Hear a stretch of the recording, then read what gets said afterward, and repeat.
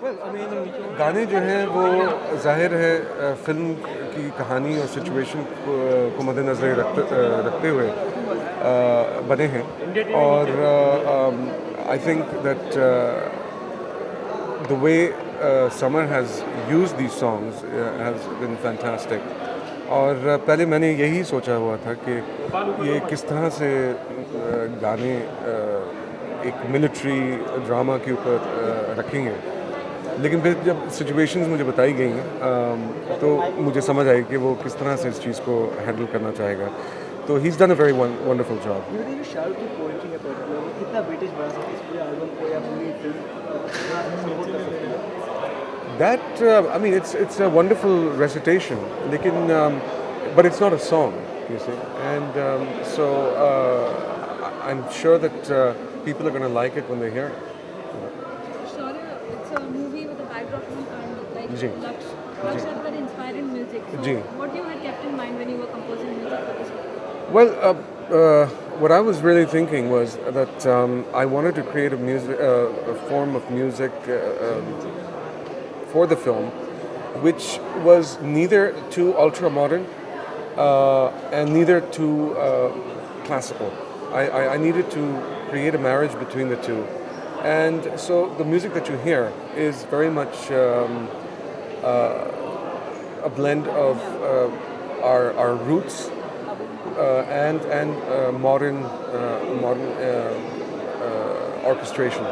Because the thing is, that's the way I see the military. I mean, the military has to be up to date with everything, and yet it has to have very, very strong roots. In order to, like they say, if you don't know where you're coming from, you don't know where to go. So, similarly, keeping that in mind, I've done the music. What is Shaurya according to you? Courage. It's all about courage. The movie is about fate, love, and betrayal, and all this sorts. So how much do you think people will associate it to the current situation of our society? No, I think it will. People will very much relate to it because it's a great drama.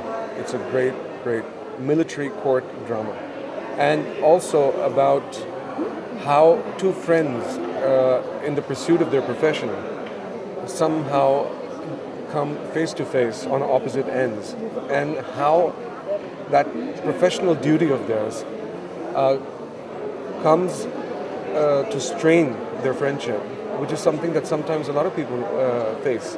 But being thorough professionals, they still have to go ahead and do the needful and serve their country.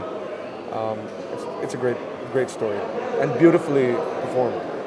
Adnan, आपका music किस तरह का दिया है इस film में? हमेशा soothing और बहुत शांत म्यूजिक रहता है। इस फिल्म में आपने किस तरह की म्यूजिक देने की कोशिश की?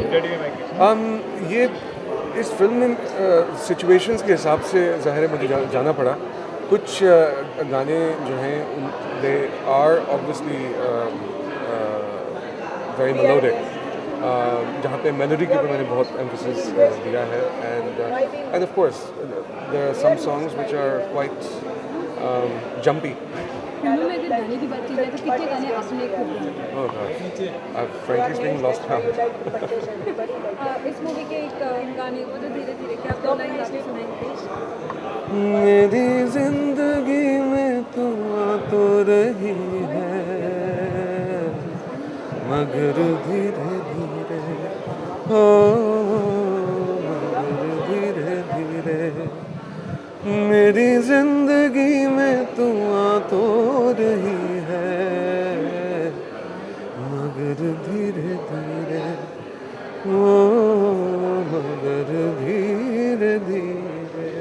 इसके बाद कौन से प्रोजेक्ट पे काम कर रहे हैं आप? क्या चल रहा है? Quite a few actually. 1920 by Vikram Bhatt, Ken Ghosh की अगली पिक्चर, सदियाँ राज कमल की, and so on and so forth. आपने हमेशा अपने एल्बम बनाया है, बड़ी पिक्चर्स में म्यूजिक दिया है। शौर्या जो एक कमर्शियल मूवी ना होकर काफ़ी एकदम रियलिटी को फेस करती है, तो कैसा फील किया आपने? कहीं कमर्शलाइजेशन जो होता है वो कहीं कम है इसमें, आपको नहीं लगता? You see, from a masala movie से अलग। बात ये कि from a creative point of view, picture commercial है या नहीं कमर्शियल है, उससे मुझे कोई नहीं लेना देना.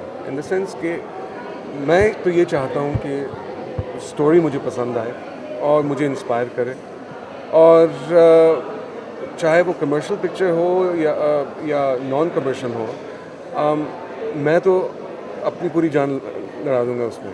तो बाकी जो है वो ऊपर वाले के हाथ में है कि पिक्चर जो है वो मैस अपील करती है नहीं करती, लेकिन मेरे ख्याल में ये करेगी, क्योंकि ये इसमें एक ऐसा ड्रामा है, ऐसी कहानी है जो I think everybody will relate to.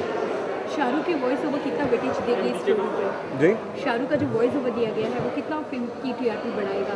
US की बढ़ाएगा? अभी बताता हूँ। हाँ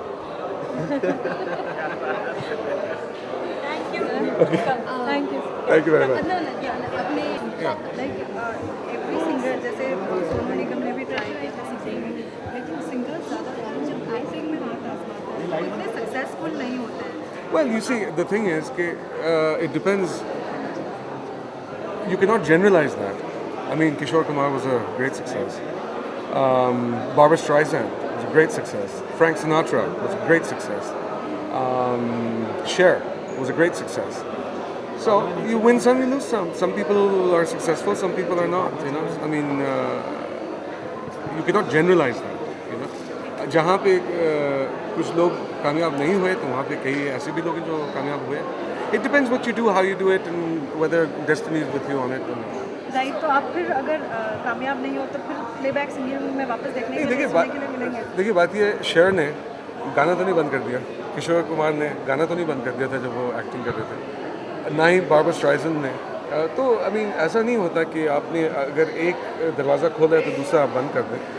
ये चीज़ें जो हैं ये साथ साथ चलती हैं अगर इंसान चाहे, यू नो। सो अब अगर मैं अचानक कल एक गार्डनर बनने का सोच रहा हूँ तो मैं अपने अंदर जो संगीत है वो तो मैं नहीं रोक सकता ना, वो तो मैं बंद नहीं कर सकता, वो तो हमेशा मेरे अंदर है। तो ऐसा नहीं है कि आप एक चीज़ शुरू करेंगे तो अब Ajay Devgan has become a director, you know, and I wish him all the best, and but that does not mean that he stopped being an actor. So, you know, it's one of those things that you